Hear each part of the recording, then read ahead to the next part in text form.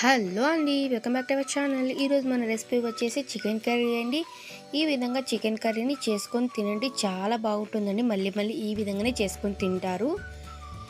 First 1 kilo chicken తీసుకొని 2 సార్లు బాగా శుభ్రం చేసి పెట్టుకోవాలండి. ఇప్పుడు స్టవ్ వెలిగించుకొని కడాయి పెట్టుకోవాలి. కడాయిలోకి 1/2 కప్పు ఆయిల్ని వేసుకోవాలండి. ఆయిల్ ఎక్కువ ఉంటేనే ఈ కర్రీకి బాగుంటుందండి. ఇప్పుడు ఇందులోకి ఒక ఉల్లిపాయను తీసుకొని సన్నగా కట్ చేసి ఇందులోకి వేసుకోవాలి. ఉల్లిపాయ ముక్కలు గోల్డెన్ కలర్ వచ్చేలాగా ఫ్రై చేసుకోవాలి.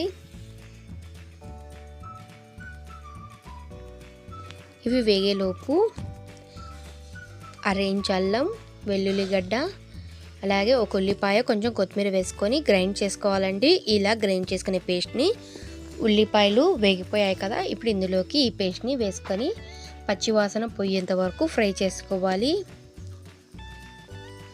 చూడండి, ఆయిల్ అనేది పైకి తేలుతుంది చక్కగా. ఈ మసాలా అనేది వేగిపోయింది. ఇప్పుడు ఇందులోకి చికెన్ని వేసుకోవాలండి.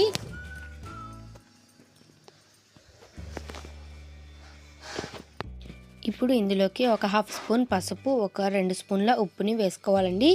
వేసుకొని ఒకసారి బాగా కలుపుకోవాలి.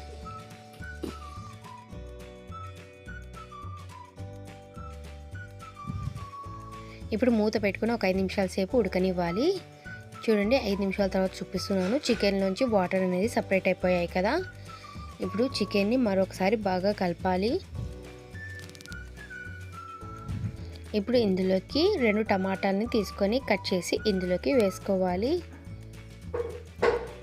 వేసుకొని ఒకసారి బాగా కలుపుకోవాలి.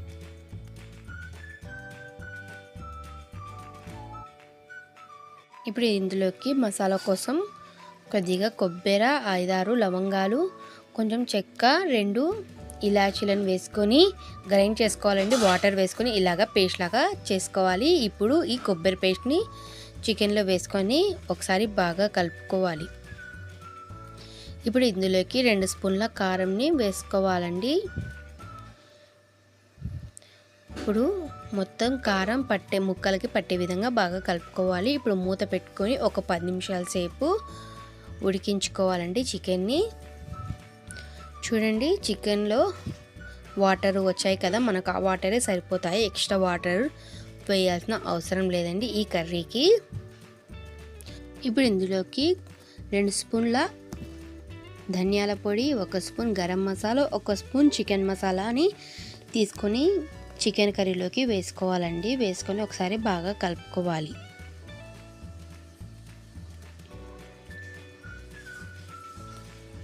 ఇలా కలుపుకున్నాక ఒక 5 నిమిషాల సేపు బాగా మగ్గించుకోవాలండి.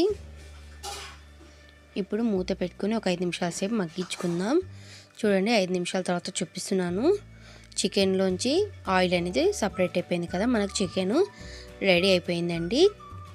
చికెన్ కర్రీ అనేది మనకు అయిపోయింది. ఇప్పుడు స్టవ్ ఆఫ్ చేసేసుకోవాలి. చాలా టేస్ట్గా ఉండే చికెన్ కర్రీ అయితే రెడీ అయిపోయింది. ఈ చికెన్ కర్రీ అన్నంలోకి కానివ్వండి, చపాతీలోకి కానివ్వండి, అలాగే జొన్న రొట్టెలోకి చాలా బాగుంటుందండి. ఖచ్చితంగా ఒకసారి ట్రై చేసి చూడండి. మీకు ఈ వీడియో నచ్చినట్టయితే మన ఛానల్ని లైక్ చేయండి, షేర్ చేయండి, అలాగే సబ్స్క్రైబ్ కూడా చేసుకొని మరికొన్ని వీడియోస్ చూడడానికి మన ఛానల్ని ఫాలో కండి. Thank you for watching.